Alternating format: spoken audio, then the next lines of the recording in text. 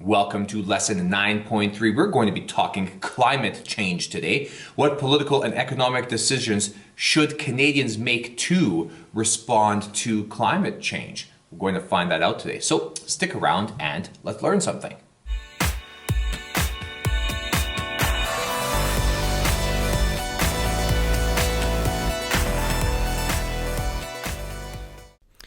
All right, it is lesson 9.3, lesson 9.1, 9.2. They were quick. This one's going to be a little bit longer.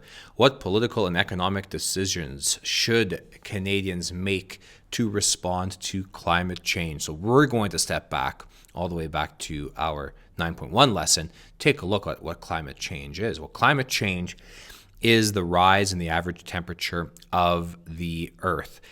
This is happening because of a buildup of greenhouse gases. Short form is GHGs. They're getting trapped in our atmosphere, and this is causing a rise in the sea levels, changes in weather patterns of the Earth, and it's typically resulting in extreme weather events.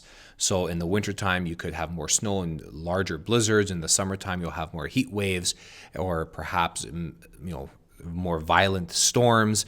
And all of this is related to climate change. And those greenhouse gases, they're coming from the burning of fossil fuels. So gas, coal, oil, natural gas.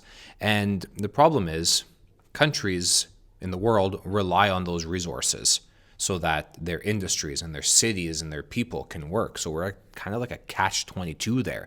And this is affecting the people of our planet because, like I mentioned earlier, we're seeing sea levels rise and we're seeing the temperature changes within the Earth, and it's causing things such as flooding and tsunamis and other types of natural disasters is being pointed towards climate change. And this is affecting people all over the world, but it's also, we're going to be taking a close look at Canada, how it's affecting Canada. Our north, for example, is probably experiencing the most warming of any other region in Canada, and that is therefore affecting the way of life of our Indigenous people that are living in northern Canada.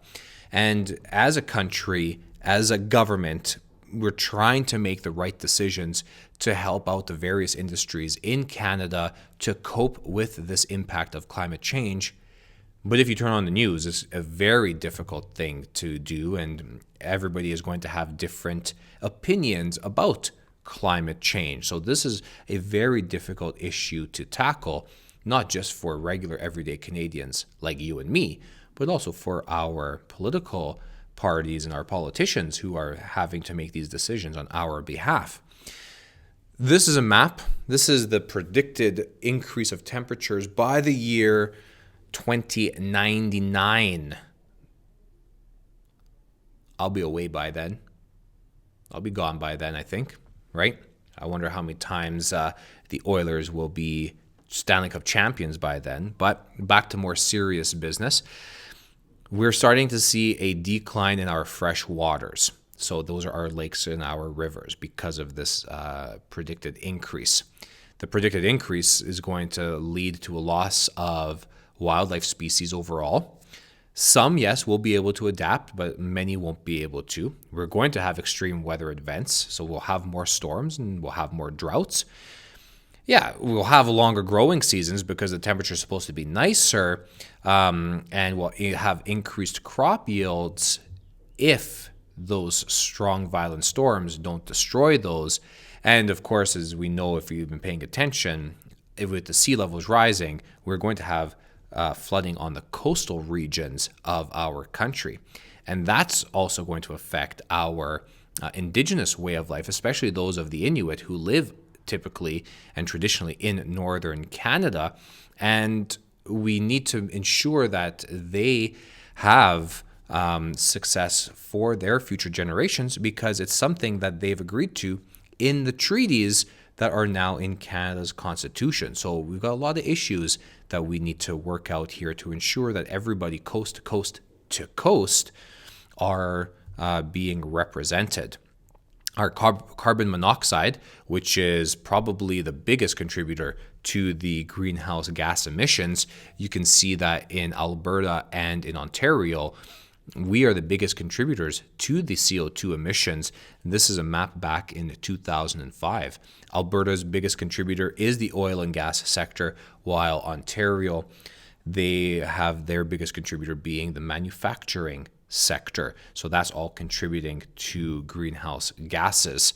So I just mentioned that on the previous slide. If we want to reduce our greenhouse gas emissions, we need to do so in a political way, in a way that is fair, that ensures that people still continue to have jobs and we can still continue to have a good quality of life. This table here, this is also back from 2005. This is from your textbook. That's why I'm using this one.